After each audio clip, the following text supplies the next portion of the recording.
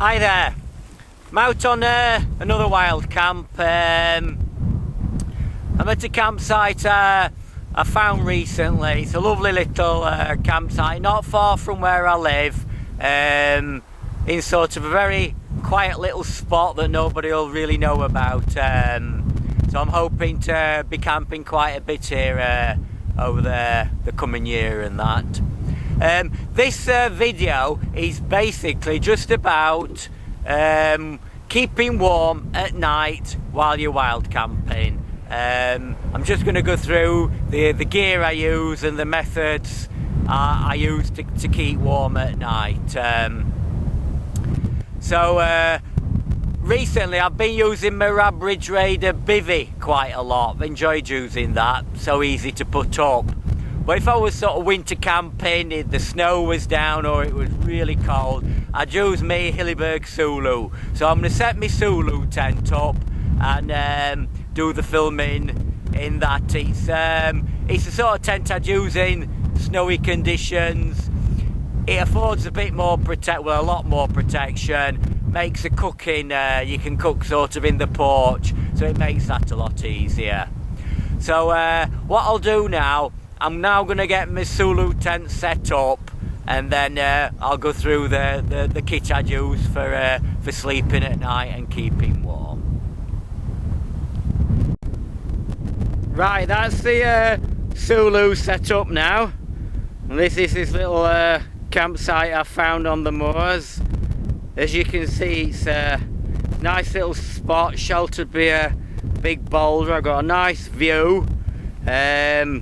That boulder will be great for sitting on, watching the sun go down, and can also, if I were bivvying, I could also probably do my cooking on there. So it's a great little spot, this. So I suppose if we look at starting the video about winter camping, I suppose first thing is to pick your spot. Make sure you've got a sheltered spot, because if it's windy, that wind doesn't half drain your warmth away. I know a lot of cases, like myself, you might be camping on the snow and you're going for a top of a hill, so that there's no protection then, so there's not much you can do. But yeah, I suppose if you can pick a sheltered site, all the better. My Sulu tent there has also got a footprint on it. I'll leave that fixed to the tent. So I suppose it's only thin, it's giving protection, and you feel it's just giving you an extra layer between you and the cold ground. So yeah, I use a footprint as well. So I'm gonna zoom in on the entrance and we'll go through what I use to keep warm now. Right, so the tent's set up, ready to get me bed set up really. First thing I put down, it's like a foil blanket. This, I think, is for the windscreen protector of a car. And then you have seen some that are made out, you can make them out of Reflex, which is like an insulated foil. But I've used this for a while, so I'm hoping this will sort of reflect my heat back up and I won't lose it to the ground.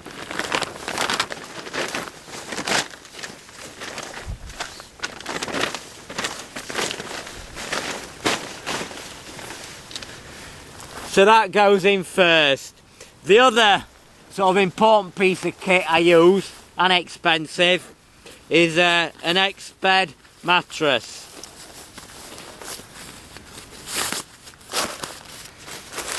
This is it's an X-Bed 7. So that's basically, I think, saying it's 7 centimeters thick when inflated. It is quite heavy, weighs about, I know it's about 880 grams, something like that. But to me, it insulates you from the ground, and I think winter you need something like this. You can get a thicker one, which is an X-Bed 9, so that's 9 centimeters thick, and that weighs at least 1 kilogram. That, so again, it's getting heavy. Cost comes into it, but I decided this was the one for me. So next thing is to get these pumped up. this bit will warm you up. Basically, because this is full of down, you don't want your breath in it with moisture. So you've got this pumping system. It does take a while, it warms you up, and it's also good for practicing heart compressions on a patient. So I'm not going to film all this. I'll get it pumped up and then return to the filming.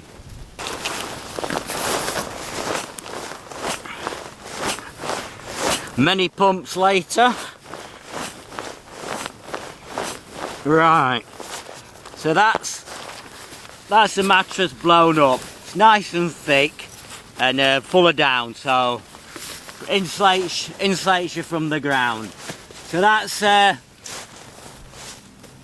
my mattress in place now. So next is a sleeping bag. Again, important piece of kit to keep you warm. You really want, I would say, a down winter bag.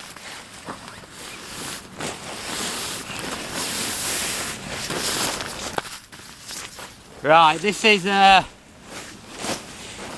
my down bag. It's a Rab Ladaka. I've had it probably 10 years or more. I would think on the market now there's more efficient down bags. They're going to be expensive, but they've probably got a higher fill power than this one. This one is quite old, but I only use it in winter, so it doesn't get used too much.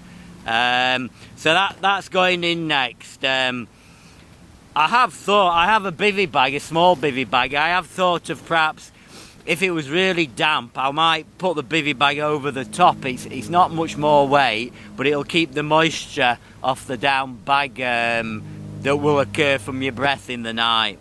But as for today, so that's my down bag going in. So that's the main part of my sleep kit setup. I'm now going to look at my personal kit and a few other things. Right, as for more personal kit to keep you warm, what I tend to wear, right, underneath here, both on my legs and top, I've a merino wool base layer. I won't be showing you those. No, don't worry, they're well undercover. So I wear those probably if it's cold and snows down. I'll have them on anyway, but I will sleep in those, and they again will insulate me. I've also got, again, very old, but they certainly keep me warm. They're some insulated trousers, Helly Hansen.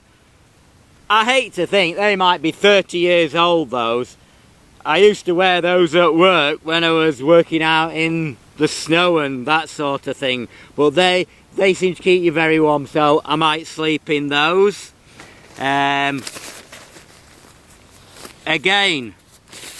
Helly Hansen again. A lot of heat, you can imagine, is lost through your head. So you can just wear a simple hat at night, make all the difference. Or I've got this Helly Hansen Balaclava. I quite often have worn this at night. Not only does it keep you warm, you even look like Scott of the Antarctic with this on. But yeah, another nice warm bit of kit. So they're all good things for sleeping in. One part of me that feels cold at night is my feet. So I'll show you what I've done to try and keep my feet warm. Well, obviously, first thing, I bring a dry pair of socks.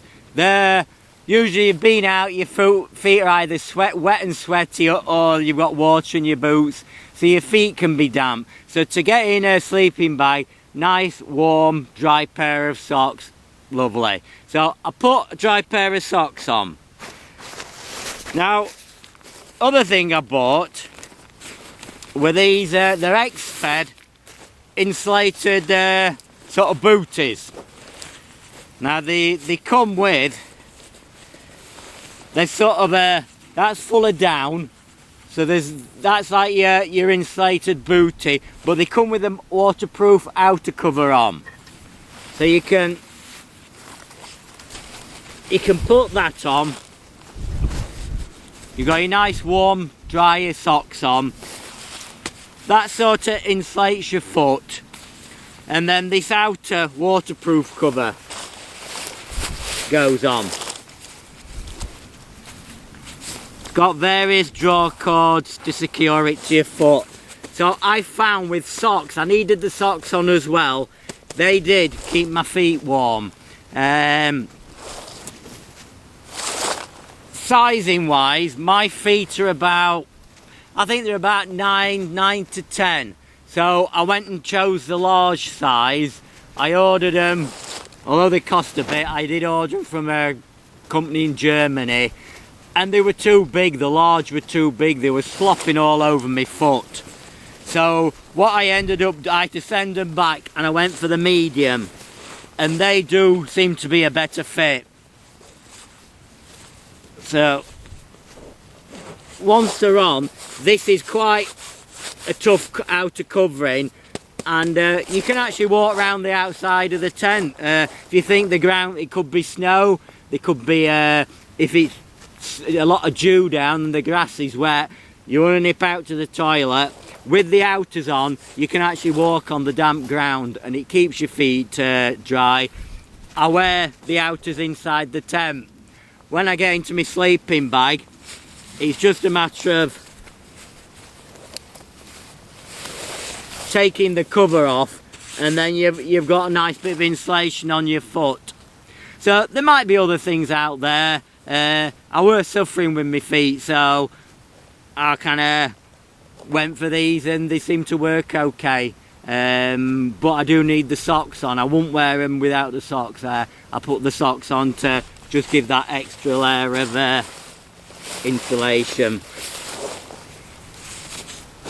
So that covers most of the kit I would sleep in. I suppose the only other bits is there's gloves. If my hands never get cold, but if your hands were cold, you could wear a pair of gloves. I tend to have, I've got probably a couple of base layers on, a fleece or sort of fibre pile top on. You could wear a down jacket. I have a down jacket, but I found if I wore it in my sleeping bag, it felt too bulky. But yeah, if it were cold, I might wear it. So trying to think of anything else. No, I think personal kit, you sort of couple of layers of insulation all over you. Right, I'm going to get in the sleeping bag, and I'll just show you a couple more items. I think I ought to say, obviously, before I get into my sleeping bag, what I would do, I'd have a nice big warm hot meal. I find if your belly's full of warm food, that generates heat, and that does keep you warm. See, I would not sleep without having had a big warm meal. I did read somewhere, it might be true, that if you had something like a curry or some spicy food like a chili or something like that, your digestive system keeps working, so while that's working, it's sort of generating heat, and that's keeping you warm. So yeah, definitely nice hot meal before you go to bed, before you get into your sleeping bag. Right, you're in your sleeping bag, you're all settled down for the night, you've had your warm meal. One thing guaranteed to keep you warm: hot water bottle. Might seem a bit basic, but I tell you, this is sort of transformed winter camping for me. Probably as I get my sleeping system set up, I'll get this full of hot water, throw it in the sleeping bag, and it's sort of filling the bag full of heat straight away. So easy, so simple to use. I know some people perhaps use a fuel bottle, a water bottle, something like that to wrap it in a sock. I find this, it was only a £5 from Tesco's, and it really does the job well. So I have my stove set up outside the tent. I can easily fill that up.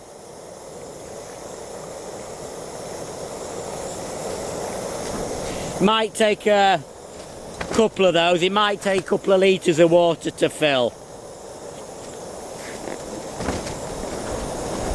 So just squeeze all the air out.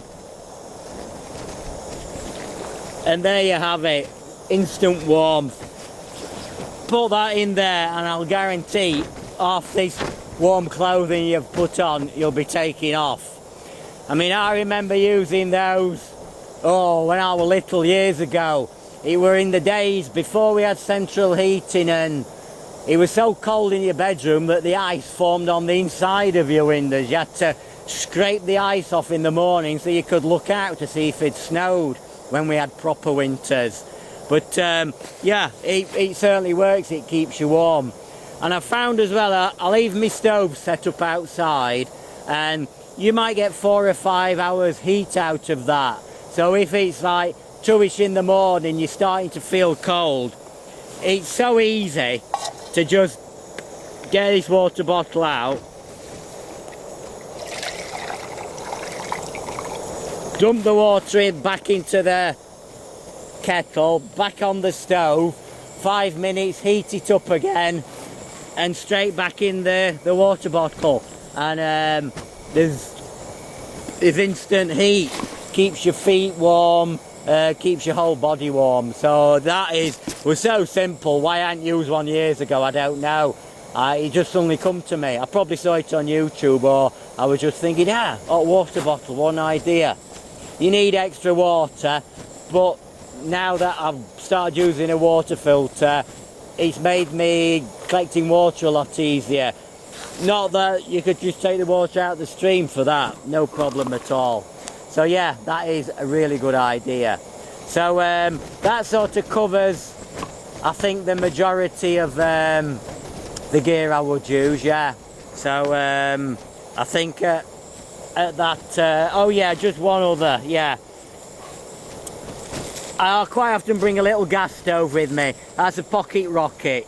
I might set that up in the porch area here, so if I wake up in the night and a bit cool and you want a hot drink, I'll use the gas stove just in the entrance to the tent. I can't see a problem with that.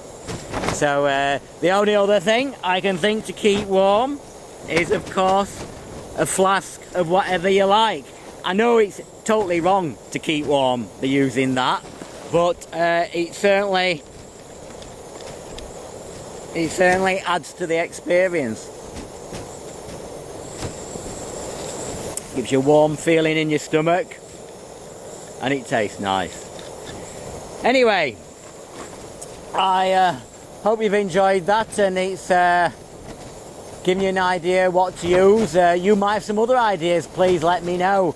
But I found that sort of system, it does keep me warm. I keep adding to it as I go along, different ways to keep warm. I suppose it's not until you actually camp out in the snow you realise how cold it can be, and if you are cold, it's not enjoyable. So yeah, it makes you find out methods of keeping warm.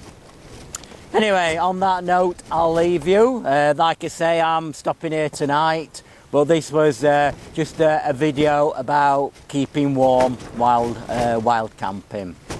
Anyway, thanks for watching, and I'll see you on the next one. Cheerio then.